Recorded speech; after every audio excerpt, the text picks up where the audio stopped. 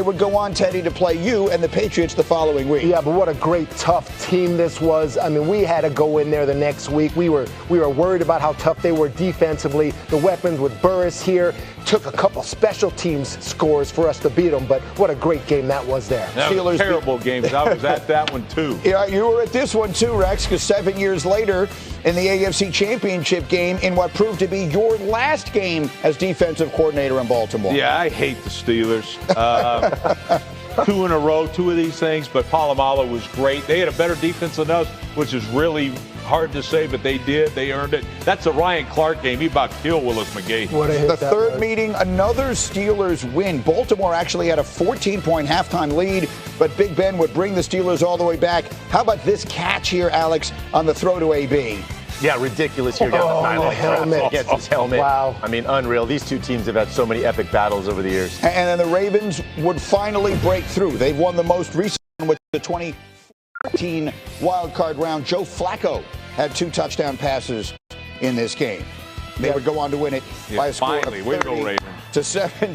Season NFL Countdown is presented by Snickers. Snickers satisfies.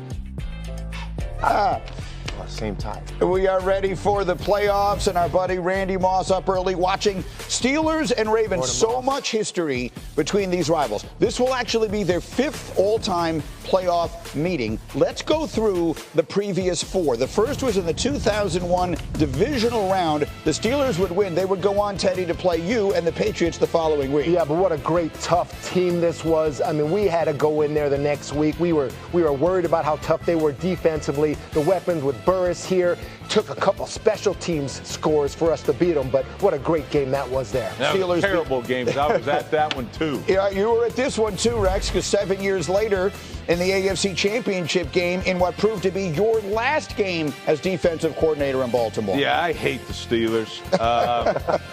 2 in a row, 2 of these things, but Polamalu was great. They had a better defense than us, which is really hard to say, but they did. They earned it. That's a Ryan Clark game. He about killed Willis McGahee. What a hit The that third was. meeting, another Steelers win. Baltimore actually had a 14-point halftime lead, but Big Ben would bring the Steelers all the way back. How about this catch here, Alex, on the throw to AB? Yeah, ridiculous here down the sideline. helmet. Against his helmet. Wow. I mean, unreal. These two teams have had so many epic battles over the years. And then the Ravens would finally break through. They've won the most recent one, which was the 2014 wild card round. Joe Flacco had 2 touchdown passes in this game.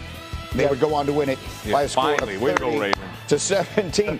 All it needed, Rex, was for you to leave for another team, and they finally got the win. So tonight, the 5th matchup, and as anyone can tell, looking at Kimberly Martin, it is going to be cold in Baltimore tonight. Kmart, good morning. How are these teams preparing for the weather tonight? Well, I can tell you, first off, it is cold. It is windy. In fact, they were just blowing the snow off of the seats and the overhangs here, covering us and our gear in snow, wet snow. But it won't snow during kickoff as of right now, so that's good. It's just going to be cold and windy. But talking to players on both sides, they say, you know what? That's just how we like it. That is AFC North football. And in fact, Greeny, guys, the Steelers players I talked to said this is the matchup that they wanted. They wanted to face Lamar. You know why? Because they've played them. They talked about the rivalry, the history. Wide receiver Calvin Austin told me, listen, we know that we can beat them because we have already. And this game is for all the marbles. But you guys know the Steelers are on a 4-game skid. And I talked to safety Minka Fitzpatrick about that skid and Calvin Austin. Minka told me the defense, we just have to do our job. Calvin Austin told me, listen, in years past, we had way too many player-only meetings. We didn't need that. We have everything we need in this locker room, and we know that we have everything we need to defeat the Ravens. Obviously, that is easier said than done, guys. Kmart, stay close by and stay warm. Now, the Steelers have multiple losing streaks they're trying to snap tonight. We all know that they lost their last 4 regular season games. They also have lost 5 straight playoff games. That stretch is the longest in team history. Their last playoff win was 8 years ago in the divisional round of 2016. Mike Tomlin has lost 5 straight playoff games. It's worth pointing out no Super Bowl winning head coach has ever lost 6 straight playoff games. So, Rex, is there a lot of pressure on Mike Tomlin today? I mean, it sounds crazy, but I believe, yes, self-pressure, that he wants to win so dang bad. Look, they're not going to fire Mike Tomlin. However, At some point, you got to win a playoff game. And we'll have a graphic later that shows you just how bad they've been getting crushed. Look at these scores right here. They've been getting this. I thought it was supposed to be this great Pittsburgh Steelers defense. They have not been great in these spots the last 5 years. They're average giving up 40 points a game. That's un-Pittsburgh Steeler-like. So you can throw out, once you get in these playoffs, you should be at your best. Yeah. They haven't been the last 5 goes at it, and I don't think they're at their best now. You talk about that 4-game losing streak, Greeny.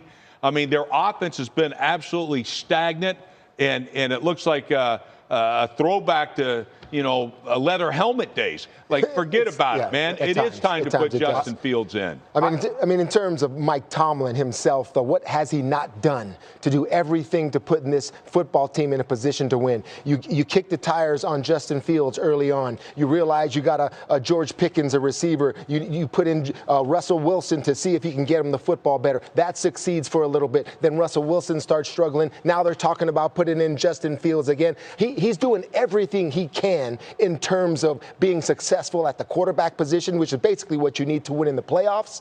But this is the Pittsburgh Steelers, and we're not talking about the Jacksonville Jaguars or some other franchise that when they have success and they get to the playoffs, sometimes that's good enough. You have to win multiple playoff games. You have to win world championships when you're at the Pittsburgh Steelers. At least that's what I see in this franchise. And if we're talking about Mike Tomlin, he has failed miserably in the last 5 times he's been there. So is there pressure on him? I think about what you're saying, Rex. I say yes. Just the expectations are different in Pittsburgh. I know the quarterback situation's one, but still, finding a way to get this done, Mike Tomlin's got to win today. I really disagree on this. Listen, the coaching job Mike Tomlin has done this year has been phenomenal. At the beginning of the year, if you'd asked all Pittsburgh fans, listen, this team's going to have a chance to win this division in Week 18 and make the playoffs, let's not forget, Kenny Pickett was starting at quarterback for them last year, right? Canada was the offensive coordinator.